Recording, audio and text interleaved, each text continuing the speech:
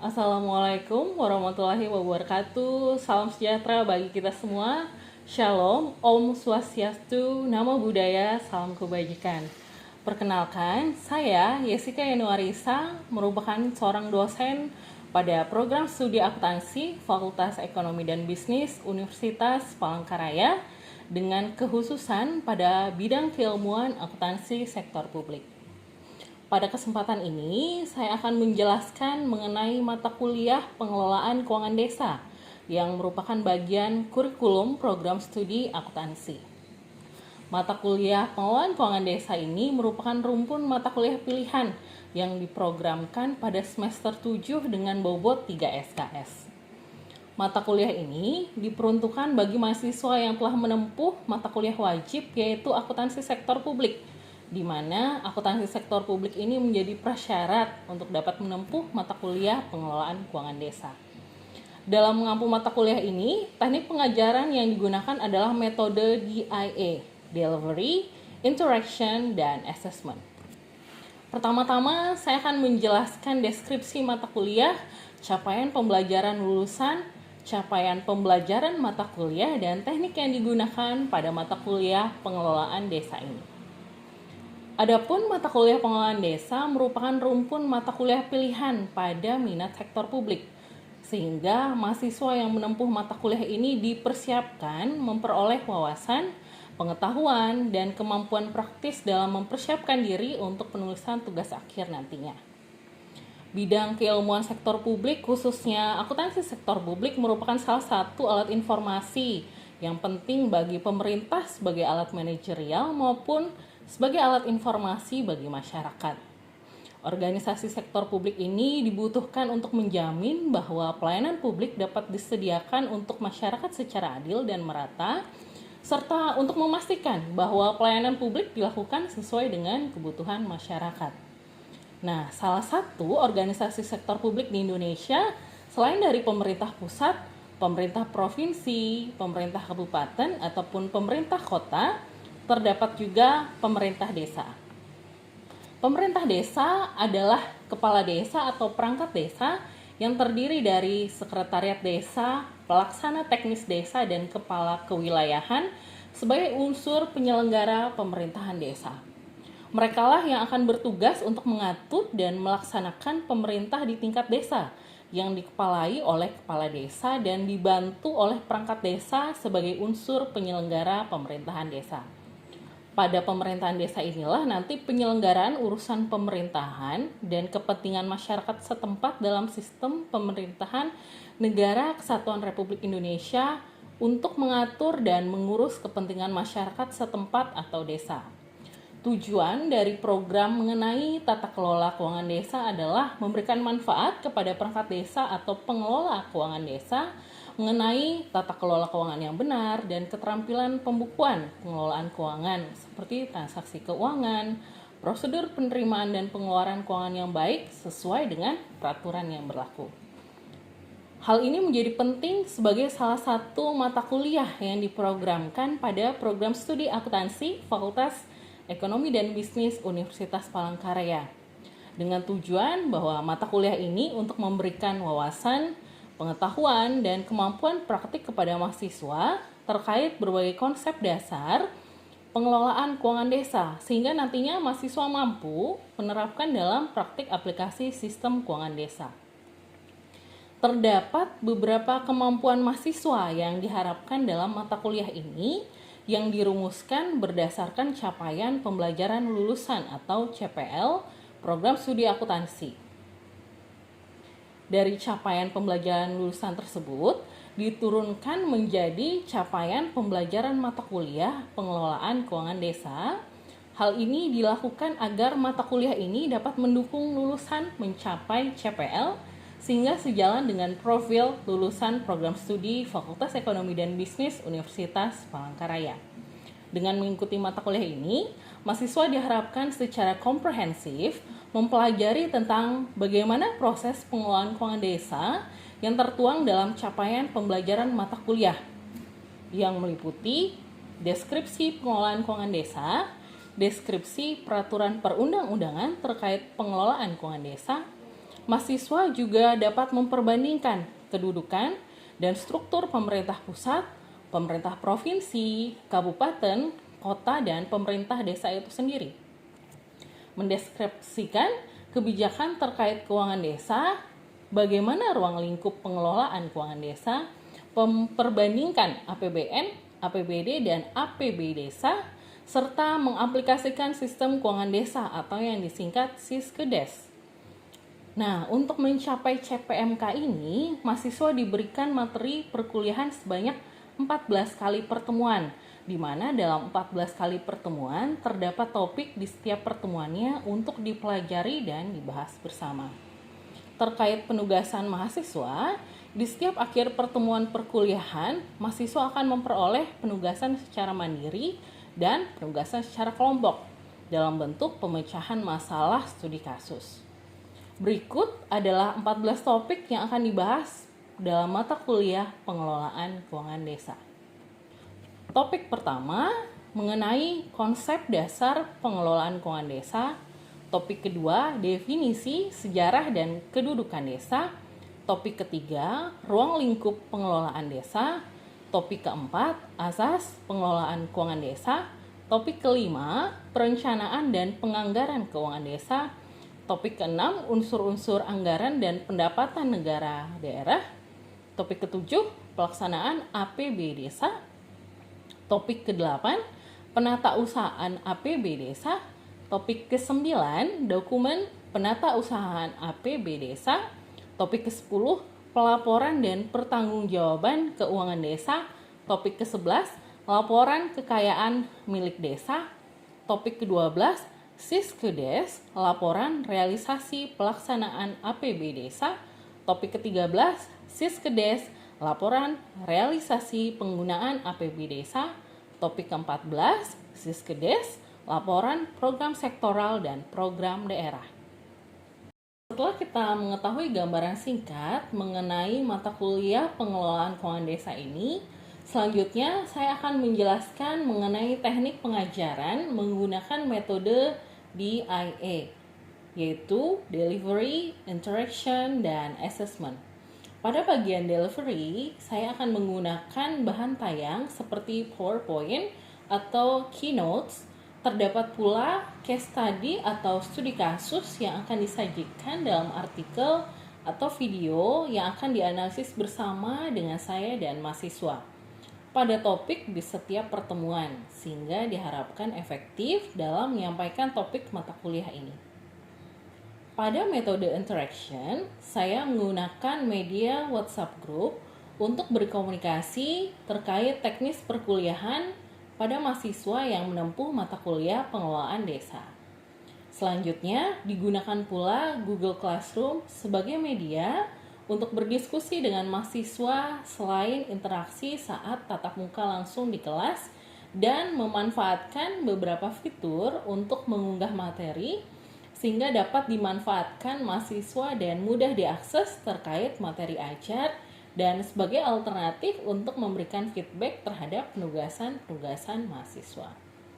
Juga digunakan Zoom Cloud Meeting atau Google Meeting untuk melakukan pertemuan secara virtual sebagai alternatif interaksi dengan mahasiswa. Terkait dengan assessment, tertuang dalam rencana pembelajaran semester mengenai bobot penilaian, terdapat pula rubrik penilaian studi kasus dan presentasi yang dilakukan oleh mahasiswa selama menempuh mata kuliah pengelolaan desa ini. Assessment ini dijelaskan pada rencana pembelajaran semester pada awal perkuliahan di pertemuan pertama. Adapun bobot penilaian yang digunakan yaitu partisipasi atau studi kasus sebesar 50%, tugas sebesar 10%, ujian tengah semester sebesar 20%, dan ujian akhir semester sebesar 20%. Harapannya setelah selesai menempuh mata kuliah ini, kompetensi mahasiswa mengenai wawasan, pengetahuan, dan kemampuan praktik terkait berbagai konsep dasar pengelolaan keuangan desa dan praktik aplikasi sistem keuangan desa dapat meningkat, sehingga dapat mengaplikasikannya dalam dunia kerja di masa mendatang. Berikut cuplikan pengajaran saya dalam mengampu mata kuliah pengelolaan keuangan desa. Baik, selamat pagi teman-teman ya. Terima kasih, senang sekali kita bisa ketemu lagi di perkuliahan hari ini. Dan pada pertemuan kali ini kita akan masuk ke pertemuan kelima. Nah, nanti saya akan mengingatkan kembali untuk kita terkait dengan topik-topik apa yang akan kita pelajari selama satu semester ini, khususnya di mata kuliah pengelolaan keuangan desa. Nah, di sini terlihat ya di layar LCD.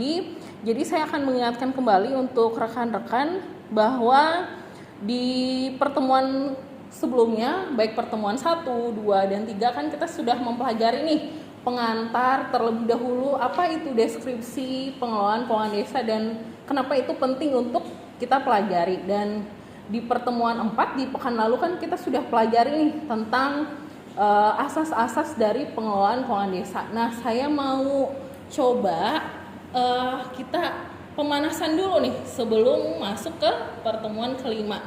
Ada yang masih ingat nggak ya di pertemuan keempat apa yang teman-teman pelajari minggu lalu? Silakan. Oke, silakan. Munaroh ya? Oke, silakan. Baik Bu, izin menjelaskan untuk pertemuan minggu lalu kita membahas tentang dana desa. Nah, dana desa ini merupakan salah satu suatu pendapatan desa yang dimana pengelolaannya dilakukan dalam kerangka pengelolaan keuangan desa. Keuangan desa ini dikelola berdasarkan 4 asas Bu, yang terdiri dari asas transparan, akuntabel, partisipatif, serta dilakukan dengan tertib dan disiplin anggaran. Baik, terima kasih tanggapannya dari Munaroh. Tadi tepat sekali bahwa asas pengelolaan desa ada 4 ya, yaitu transparan, akuntabel, partisipatif, dan dilakukan dengan tertib dan disiplin anggaran. Nah, tadi kan baru disebutkan nih oleh Munaroh. Ada nggak kira-kira teman-teman yang ingin menambahkan definisi dari masing-masing asas tersebut? Dipersilahkan. Saya Bu, izin menambahkan mengenai penjelasan yang telah dijelaskan oleh rekan saya tadi. Penjelasan mengenai keuangan dana desa terdapat 4 asas, yaitu yang pertama asas transparan, yaitu prinsip keterbukaan yang memungkinkan masyarakat mengetahui dan mendapatkan akses informasi dan untuk seluas-luasnya tentang keuangan dana desa. Yang kemudian yang kedua asas akuntabel, yaitu perwujudan kewajiban untuk mempertanggungjawabkan pengelolaan dan juga pengendalian sumber daya dan pelaksanaan kebijakan yang dipercayakan dalam rangka untuk pencapaian tujuan yang telah ditetapkan. Kemudian yang ketiga asas partisipatif, yaitu penyelenggaraan pemerintah desa yang mengikut sertakan adanya kelembagaan desa dan unsur kemasyarakatan desa. Kemudian yang keempat asas tertib dan disiplin anggaran, yaitu pengelolaan keuangan desa harus mengacu pada aturan atau pedoman yang melandasinya. Baik, terima kasih. Tadi sudah ada beberapa tanggapan dari Munaroh dan Devi terkait dengan topik mengenai asas pengelolaan keuangan desa yang kita bahas di pertemuan 4 di pekan yang lalu. Dan di pekan kelima kita akan mempelajari mengenai perencanaan dan penganggaran keuangan desa. Dan di sini saya akan memulai dengan menjelaskan apa itu perencanaan yang diprogramkan oleh pemerintah desa dan seperti apa proses penganggarannya.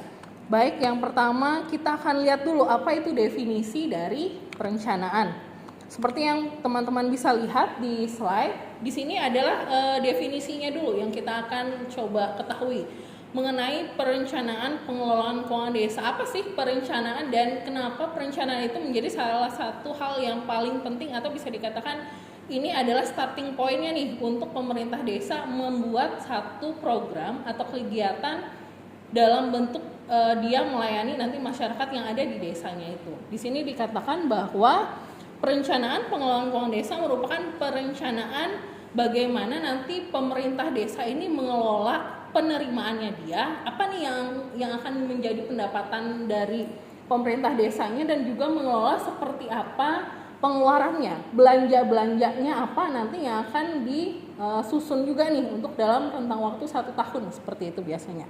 Nah, di sini Fungsinya di situ adalah si sekretaris desa yang akan menyusun program-program prioritas yang akan dimulai pada tahap perencanaan. Nah, di sini nanti setelah bisa teridentifikasi, dia akan mulai mengidentifikasi pendapatan desa apa saja nih. Nah, pendapatan desa itu nanti ada beberapa bagian. Yang pertama, seperti yang bisa kita lihat di sini, sebelumnya saya akan mencoba untuk menjelaskan dulu. Kalau dulu teman-teman mungkin barangkali ingat ya, peraturan pemerintah terkait dengan keuangan desa itu awalnya adalah nomor 113 tahun 2014 dan sekarang sudah berubah seperti yang kita ketahui menjadi peraturan dalam negeri nomor 20 tahun 2018. Nah, di sini bisa kita saksikan bersama bahwa ada hasil usaha, ada hasil aset, dan dari swadaya partisipasi dan gotong royong juga dari lain-lain pendapatan. Jadi yang akan kita menjadi fokus itu adalah yang peraturan nomor 20 tahun 2018. Di situ ada namanya hasil usaha, hasil aset, swadaya dan partisipasi serta gotong royong dan lain-lain pendapatan desa. Nah, di sini untuk hasil usaha, teman-teman familiar nggak atau pernah dengar nggak yang namanya BUMDes? Ya, kalau di pusat kan BUMD ya, Badan Usaha Milik Negara atau Badan Usaha Milik Daerah. Nah, di desa itu ternyata ada Badan Usaha Desa. Nah, fungsinya Badan Usaha itu adalah sebenarnya sebagai penggerak usaha yang ada di desa, dan mereka itu akan melakukan satu kegiatan lebih seperti usaha mandiri, dan nanti mungkin ada CV-nya. Kalau kita di mata kuliah keuangan kan itu ada PT, ada CV. Nah, kalau di BUMDes itu mungkin dia lebih ke organisasi yang memang bisa menaungi usaha-usaha yang akan dilakukan oleh masyarakat yang ada di desa tersebut. Contoh aja desa A misalnya. Jadi dia nanti akan bikin BUMDes, nanti usaha itu sifatnya bagi hasil. Si pengelolanya dia akan peroleh pendapatan, tapi separohnya mungkin berapa nanti perjanjiannya begitu ya. Presentasinya itu akan dimasukkan ke dalam kas desanya. Jadi bagi hasil seperti itu. Kenapa bagi hasil? Karena sebenarnya dia memanfaatkan wilayah atau dia mau memanfaatkan keberadaan BUMDes-nya itu karena dia berada di dalam wilayah desa tersebut, seperti itu ya. Selanjutnya untuk hasil aset, familiar pasti ya, aset yang teman-teman pelajari. Ada aset apa aja? Aset apa yang teman-teman ingat? Aset terbagi menjadi berapa? Apa aja? Aset lancar dan aset tidak lancar. Nah, kalau aset lancar kan dia masuk nih seperti kas begitu ya, pendapatan. Tapi kalau aset tetap itu dia berupa yang berwujud atau fisik. Nah, di sini nanti untuk hasil aset desa itu lebih kepada aset yang berwujud. Bisa jadi nanti ada contohnya pasar desa, terus ada irigasi desa ataupun tempat-tempat wisata yang berlokasi di desa itu. Seperti itu ya. Oke, selanjutnya saya akan masuk kepada belanja desa. Kalau tadi pendapatan itu lebih ke program-program apa yang akan dikelola oleh pemerintah desa, baik kepala desa, sekretaris desa, dan unsur-unsur organisasi di desa itu sendiri. Mereka akan merencanakan kira-kira kegiatan apa yang akan memberikan dampak sebagai pemasukan ke desanya kami. Tapi sebaliknya belanja desa seperti yang mungkin teman-teman ketahui di mata kuliah lainnya kan ada juga nih terkait dengan belanja atau beban. Nah, itu sama. Belanja desa itu lebih kepada program kegiatan yang akan didanai oleh dana desa tersebut. Ya, jadi nanti mereka juga akan melihat apakah nanti dengan nominal pendapatan yang diperoleh dari desa ini bisa tidak ya mencukupi belanja-belanja yang akan dikeluarkan. Nah, seperti kita ketahui kan sebaiknya secara ilmu ekonomi belanja itu nilainya tidak lebih besar daripada pendapatan atau sama dengan, supaya nanti ada sisa ataupun saldonya seperti itu.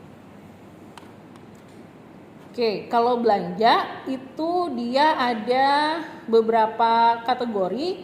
Yang pertama adalah klasifikasi belanja itu menurut penyelenggaraan pemerintah desa. pelaksanaan pembangunan desa, pembinaan kemasyarakatan, pemberdayaan masyarakat desa, dan yang baru berdasarkan peraturan 2018 adalah penanggulangan bencana keadaan darurat dan mendesak. Jadi barangkali teman-teman ingat, bisa jadi ada bencana alam dan itu belum terprogramkan.